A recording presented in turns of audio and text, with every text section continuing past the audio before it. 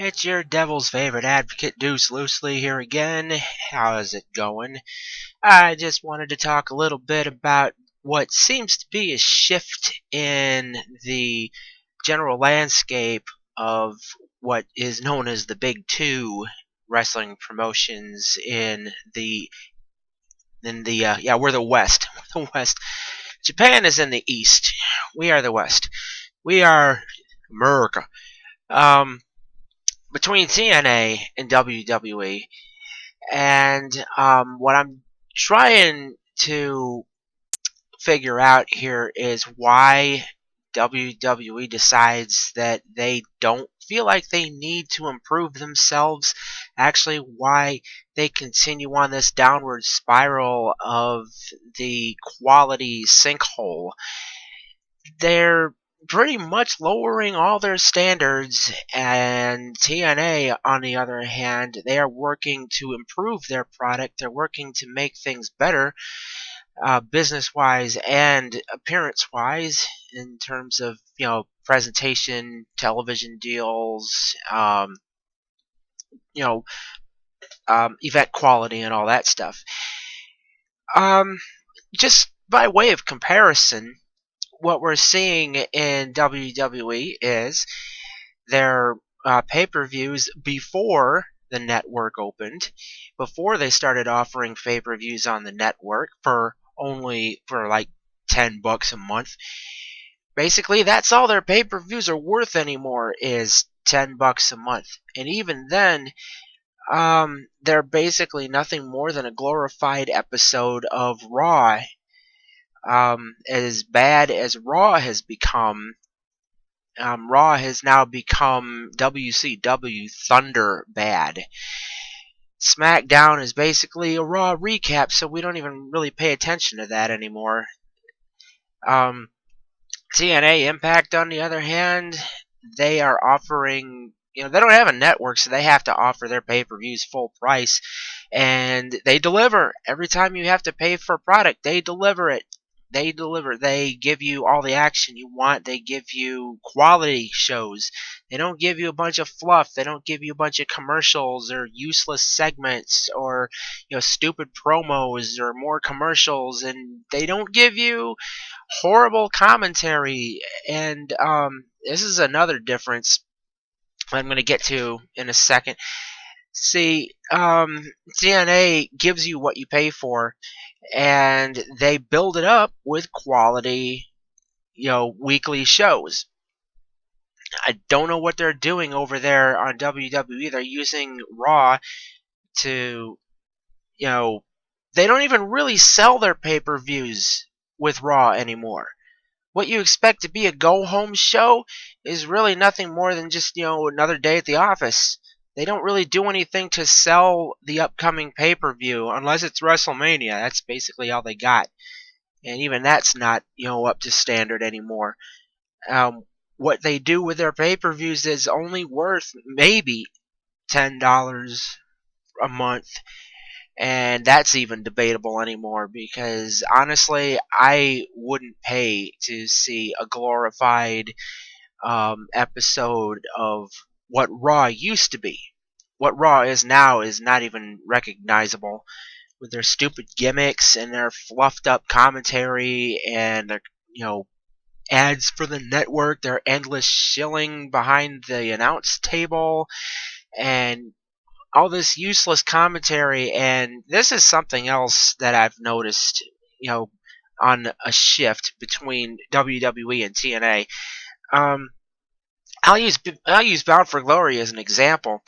They recently did their pay-per-view in Japan, and even though none of the matches that they did really, really enhanced or pushed a storyline much, they did a little bit in a couple of cases, but not really much. This was mostly a showcase of TNA versus Wrestle 1, and we got quality up and down the card. Every match was good, even the hardcore match between,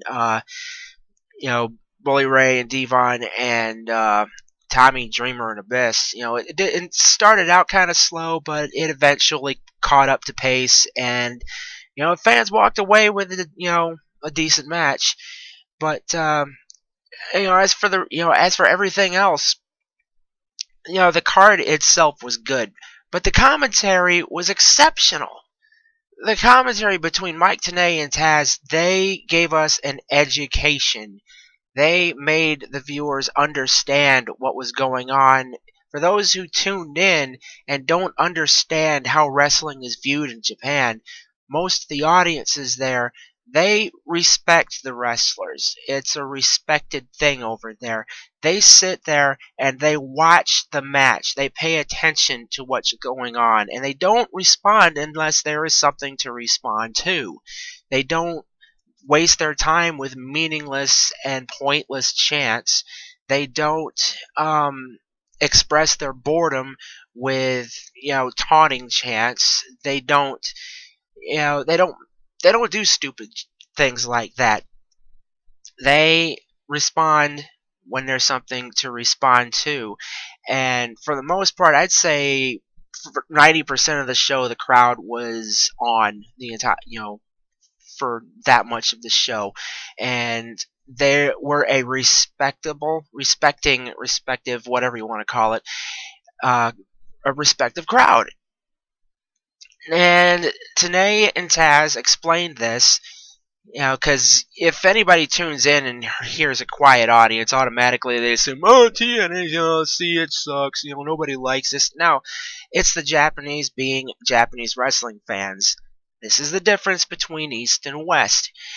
And they also offered a history lesson on what goes on, what's been going on, or what has happened in the history of Japanese pro wrestling. Whenever somebody from Wrestle 1 came out, they would talk a little bit about that person and how it related to this or that in Japanese wrestling history. And everything they talked about throughout the entire pay-per-view was relative. It related to it was relevant to what we were watching. They didn't go off on tangents. They didn't fluff up their commentary with a bunch of stupid remarks and bad jokes. They actually gave us an education. Whereas, I'll use the EC3 versus Hama match, for example. Tenay and Taz were giving us, they cracked wise here and there. I mean, how could you not? Hama was toying around with EC3 for a good half of the match, and how are you not going to remark on a guy around 500 pounds throwing around EC3? You gotta do something. You gotta do something with that. They were having a little fun with it. But when the match got serious and the tone started getting, getting serious, and EC3 started, moving things his way, they started talking about, sumo. They started talking about Hama's background. They started, getting into the match. And even when Hama was doing something like he threw EC3 in a corner and did a couple of stink faces, as Michael Cole or JBL would have called it. And that's exactly what the WWE commentary would have done. They would have spent the entire time making stupid jokes and stupid remarks about giving him the stink face, and how, it must smell so bad, and he must be so embarrassed, and all this other garbage, making jokes and stuff. And that didn't happen at Bound for Glory. That didn't happen with Tenay and Taz. They actually kept some class. They actually kept some decorum with their commentary, which is something else you do when you're in Japan. Especially when you are working in conjunction with a Japanese wrestling promotion. They expect you to respect their product, respect their players, respect their people, and it's just culture. It's a cultural difference. But at the same time, that doesn't excuse this horrible difference, this horrible divide between the quality commentary we got at Bound for Glory and the horrible crap garbage commentary we get week after week on Raw, and even during the pay-per-views, it's pretty bad. So all I gotta say is, for the most part, never mind that TNA. Let's face it. Okay, we may as well say it. The move to WGN is probably going to happen. Everything is pointing in that direction, and Impact is going to probably start airing shows from Chicago, or in the new year. I would say expect it. Unless something major happens and we hear something about, talks fell through or whatever, and the move isn't going to happen. No, TNA is probably, I'd give it 98% assuredness that they are moving to WGN, getting away from the terrible network that is Spike, which is long past due. But and they've got that going for them.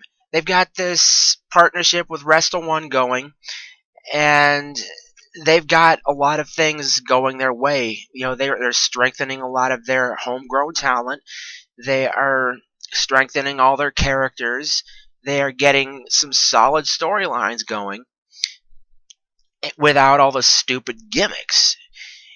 And in the meantime, over in WWE, they're just kind of, I don't know where they're going. I don't even think they know where they're going. I don't think they have a direction.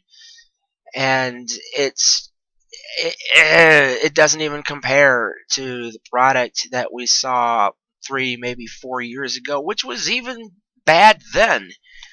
So all I'm going to say is, between, as far as WWE is concerned, the grass is definitely greener on TNA's side of the fence.